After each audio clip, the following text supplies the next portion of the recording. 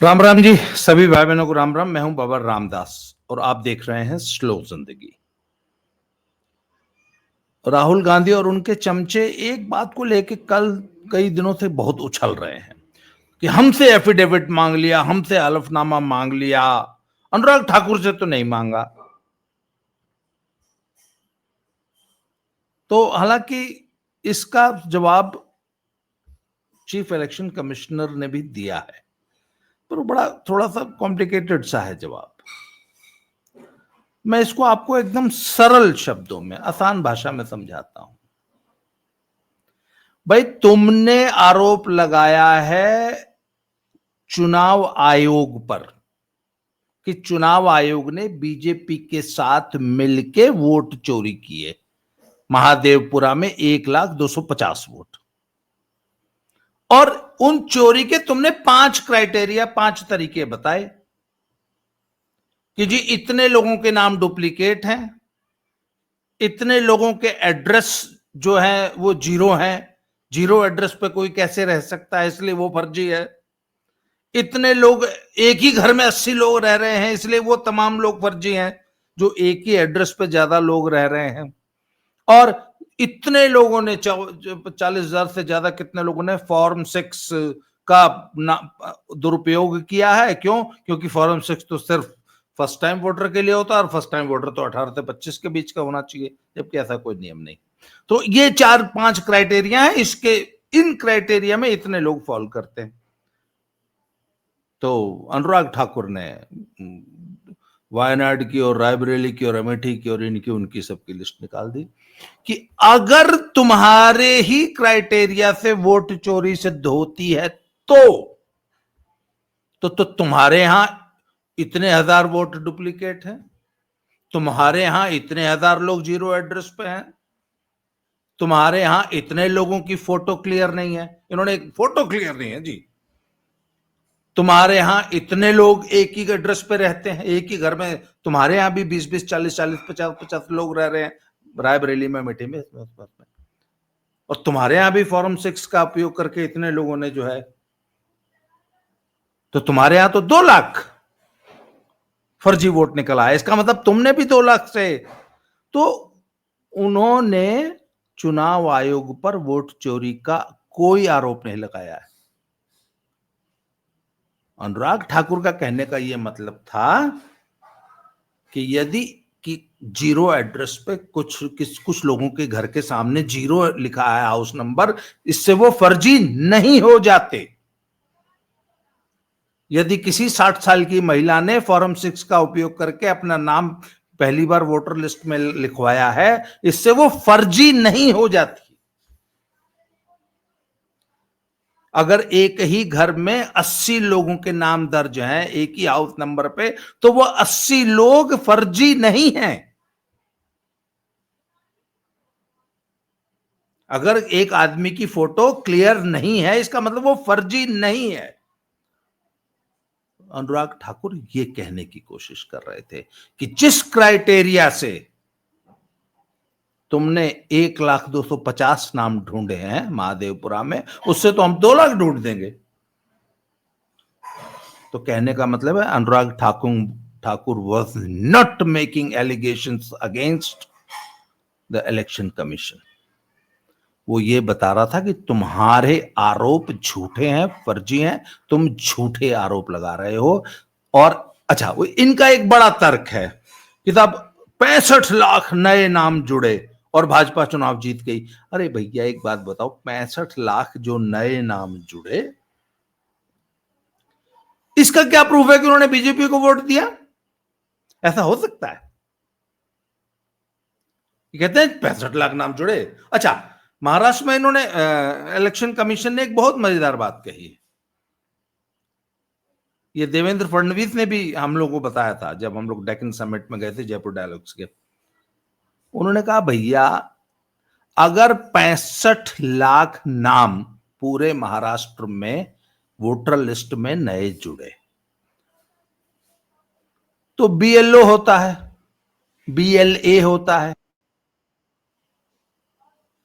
तो लाओ ना 65 लाख लोगों के नाम बता दो कि नहीं इनके नाम गलत जुड़े हैं। आप 1000, 2000, 5000, 10,000 नाम ले आओ, ऑब्जेक्शन कर दो कि नहीं ये जो आपने ये नाम जोड़े ये गलत है। एक भी ऑब्जेक्शन नहीं आया, इसका मतलब वो 65 लाख नाम सही जुड़े थे। या अगर किसी का नाम काटा है, अभी बिहार में एसआईआर में क्या हो रहा है, चुनाव आयोग यही तो कह रहा है कि भैया 1 महीने का टाइम है, 15 दिन से ऊपर बीत चुका है, अब तक एक भी ऑब्जेक्शन नहीं आया है कि हमने किसी का नाम गलत काट दिया है। एक भी ऑब्जेक्शन नहीं आया है। या कोई आदमी जिसको हमने मृतक मान के नाम काट दिया है वो जिंदा है, प्रस्तुत करो हमारे सामने। वो जो राहुल गांधी ने 6 नाम जो जिनके साथ वो चाय पी थी ना, उनके बारे में यह है कि उन्होंने रजिस्ट्रेशन ही नहीं किया। उनका नाम ना उन्होंने अप्लाई किया, ना जो बीएलओस थे उन्होंने उसको कुछ किया, उनका नाम छूट गया। अब छूट जाएगा।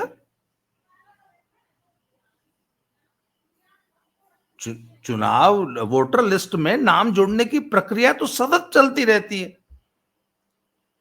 तो राहुल गांधी और उनके चमचे बार बार जो कूद कूद के अनुराग ठाकुर का नाम ले रहे हैं कि अनुराग ठाकुर से क्यों नहीं मांगा एफिडेविट, क्योंकि अनुराग ठाकुर ने चुनाव आयोग पर कोई आरोप नहीं लगाया है। अच्छा, मैं आपको एक बड़ी मजेदार बात बताता हूं। ये जो डुप्लीकेशन का आरोप लगता है ना, इनफैक्ट जब तक वोटर आईडी कार्ड ये फिंगरप्रिंट्स और आंख की पुतली वाले डाटाबेस से नहीं जुड़ेगा, तब तक ये डुप्लीकेशन नहीं रुक सकती, सरकार नहीं रोक पाएगी। क्यों? मैं एक सिंपल एग्जांपल देता हूं। मैं रहता हूं जालंधर में, मेरा वोट दर्ज है महापुर में, अब मैं जालंधर भी पहुंच गया, तो आज की तारीख में सरकार के पास ऐसा कोई, चुनाव आयोग के पास ऐसा कोई तंत्र अभी तक नहीं है कि वो ये पता लगा दे कि मेरा नाम महापुर में भी जुड़ा हुआ है। वो मुझे ही डिक्लेरेशन करना है, अगर मैंने झूठ बोल दिया तो वो कर। परंतु यदि मेरा वोटर आईडी मेरे फिंगरप्रिंट से और मेरी आंख की पुतली से या आधार से जुड़ जाए, लिंक हो जाए, तो जैसे ही मैं उंगली रखूंगा बोलेगा है ये उंगली तो वहां भी दिख रही है महापुर में, ये उंगली तो महापुर में भी दिख रही है, इसका मतलब तुम महापुर में वोटर हो। डाटा बैंक बता देगा, तो वहां से नाम कटवाओ, तब तुम्हारा जालंधर में जुड़ेगा, नहीं तो जालंधर में करो, वहीं बने रहो। जब ये सरकार ने आधार को वोटर आईडी कार्ड से जब जब जोड़ने की कोशिश की या प्रस्ताव लाए या विचार बना, तो सबसे ज्यादा यही चिल्लाते थे विपक्ष वाले कि नहीं नहीं नहीं, आधार से नहीं जोड़ना चाहिए। क्यों? क्योंकि इनको पता है कि अगर आधार से जुड़ गया वोटर आईडी कार्ड, तो जो जिन लोगों के नाम कटेंगे उनमें सबसे ज्यादा हमारे वोटर ही होंगे। एक काम और कर दो, वो होती है ना कुछ लोग बुर्का पहन के और घूंघट निकाल के वोट देने पहुंच जाते हैं कि हमारा कौन घूंघट उठा देगा, किसकी मां ने दूध पिलाया है, हमारा बुर्का उठा दोगे। उसको जोड़ दो फिंगरप्रिंट से, क्या है, हमें किसी चीज की तुम्हारे जरूरत ही नहीं है। आपका वोटर आईडी कार्ड, आपका जो है वो फिंगरप्रिंट रिकॉर्ड हमारे पास ऑलरेडी है, आप सिर्फ उंगली लगाइए, हम अपने आप आपका सारा इतिहास भूगोल कच्चा चिट्ठा निकाल लेंगे।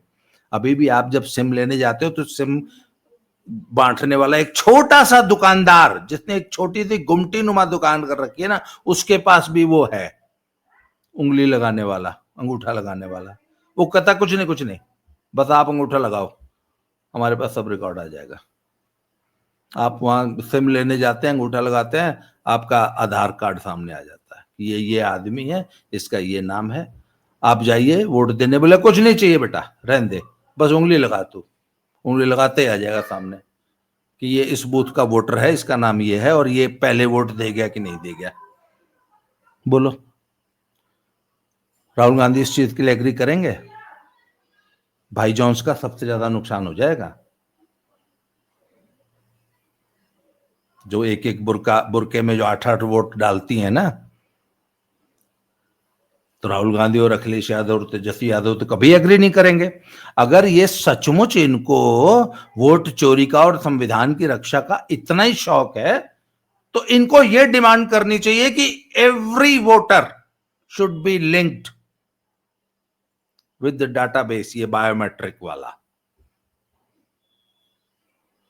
कि आओ भैया उंगली लगाओ और वोट दो। ये नहीं करेंगे ना, बिल्कुल नहीं करेंगे, क्योंकि इनका इंटरेस्ट बिल्कुल भी वोटर को प्रोटेक्ट करना नहीं है।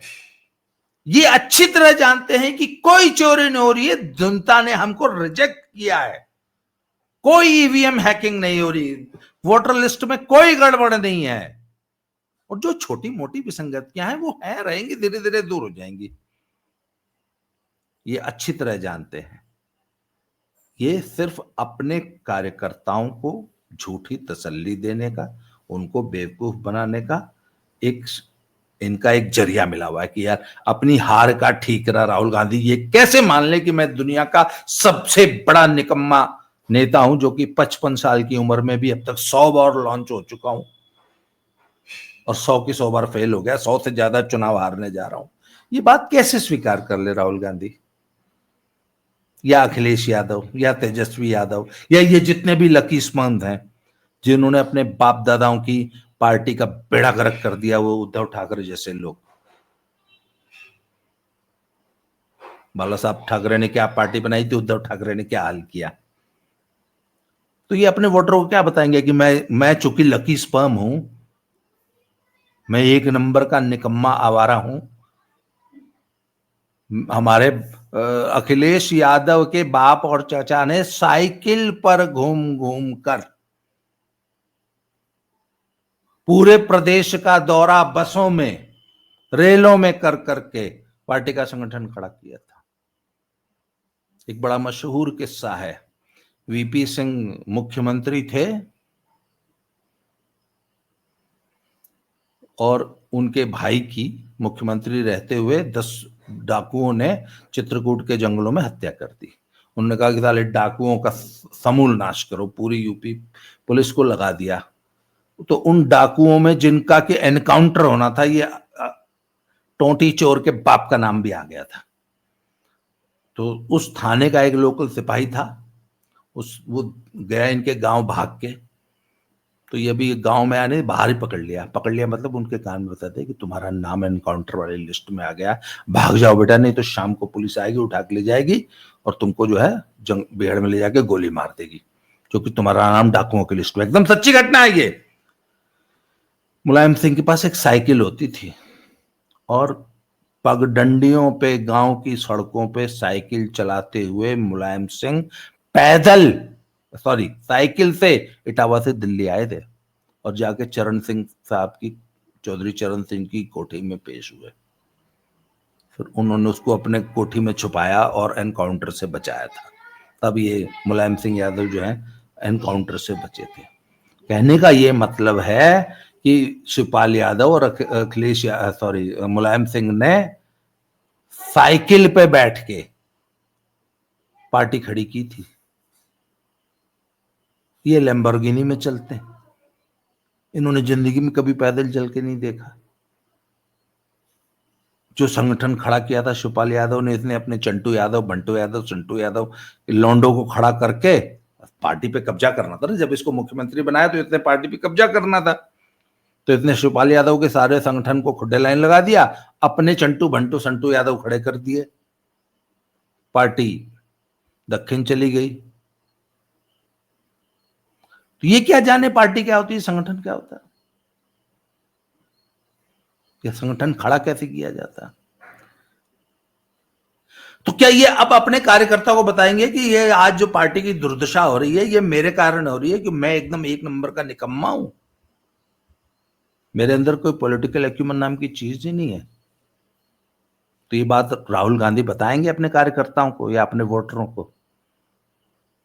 इसलिए ठीकरा किसके सिर फोड़ दो, बब्बू मैं फेल हो गया, शुक्र फेल हो गया बेटा, पेपर गलत आ रहा था। अच्छा, एक और ये फेल होने वालों का एक और बड़ा फेवरेट बहाना होता है, बाबू सारी क्लास फेल होगी। मैं एकला नहीं हुआ, पेपर घना आउट ऑफ सिलेबस दे दिया, घना टफ पेपर था, सारी क्लास फेल है बाबू। तो बाबू मैं फिर चुनाव हार गया। क्यों? चुनाव आयोग ने बेईमानी कर दी, नहीं तो हम तो जीत रहे थे। ये इनके बहाने हैं, काम करेंगे नहीं। इनको आज तक यही नहीं पता कि मुद्दे कौन से उठाने हैं, किस मुद्दे पे चुनाव लड़ना है, किस मुद्दे पे पार्टी को घेरना है, रूलिंग पार्टी को। ये कहते हैं क्या बात है, इनके ऊपर एंटी इनकम्बेंसी का असर नहीं होता। होता है, क्यों नहीं होता? हिमाचल आ रहे नहीं, राजस्थान नहीं आ रहे थे, एमपी नहीं आ रहे थे, पर फिर जीत गए। 400 सीट आ रही थी, 240 आई, एंटी इनकम्बेंसी नहीं थी वो। पर जहां गलती की वहां तुरंत सुधार किया ना, मुद्दे छांटे ना। हरियाणा में चुनाव हार रहे थे, जीत गए ना। मुद्दे, हरियाणा में सबसे बड़ा मुद्दा क्या बनाया? बिना खर्ची पर्ची की सरकार। बोले हुड्डा की सरकार आओगी फिर गुंडों का राज हो जाएगा। पहला पहला मुद्दा, हुड्डा की सरकार मतलब गुंडों की सरकार। दूसरी बात, अगर हुड्डा की सरकार आ गई तो सिर्फ हुड्डा के गुंडों को नौकरियां बिकेंगी, तुम्हारे बच्चों को तुम्हारे मेरिट से जो नौकरी मिलती है वो नहीं मिलेगी। तो इन मुद्दों में चुनाव पलट गया। तो भैया मुद्दे ढूंढो ना। तुम जलेबी की फैक्ट्री लगवा रहे थे गोहाना में, तुम्हारे पास कोई मुद्दा ही नहीं था। हरियाणा में तुम सिर्फ एंटी इनकम्बेंसी के सारे चुनाव लड़ रहे थे, थी भी एंटी इनकम्बेंसी। बीजेपी ने ऐसा प्रोग्राम्स दिए, ऐसे कैंपेन चलाया, एंटी इनकम्बेंसी काउंटर कर दी, जीत गए दोबारा चुनाव। तुम रोते रहो। तो भैया तुम चुनाव हारते हो, ठीक रहा है, पहले ईवीएम के साथ। अब एक बात है भाई, ईवीएम की इज्जत बची हुई है, ये तो मानना पड़ेगा। अब चुनाव आयोग चोर है, ये नहीं बोलेंगे मैं निकम्मा हूं, मैं नालायक हूं, बोले चुनाव आयोग चोर है। इसलिए अच्छा, पब्लिक सब बहुत सियाणी है, पब्लिक सब जानती है, इसलिए निश्चिंत रहो। तो आज की वीडियो मैंने सिर्फ इसलिए बनाई कि अनुराग ठाकुर से एफिडेविट इसलिए नहीं मांगा जा रहा क्योंकि अनुराग ठाकुर कोई शिकायत लेके, अनुराग ठाकुर कोई दोषारोपण चुनाव आयोग पर नहीं कर रहे हैं। वो सिर्फ इनको जवाब दे रहे हैं कि जिन मुद्दों पे तुम चोरी का आरोप लगा रहे हो वो सेम विसंगतियां तो तुम्हारी वोटर लिस्ट में भी हैं। बस इतनी सी बात है। आज के लिए इस वीडियो में इतना ही, अगले वीडियो में फिर किसी नए टॉपिक से फिर से मिलते हैं। Thank you very much. जय श्री राम, हर हर महादेव।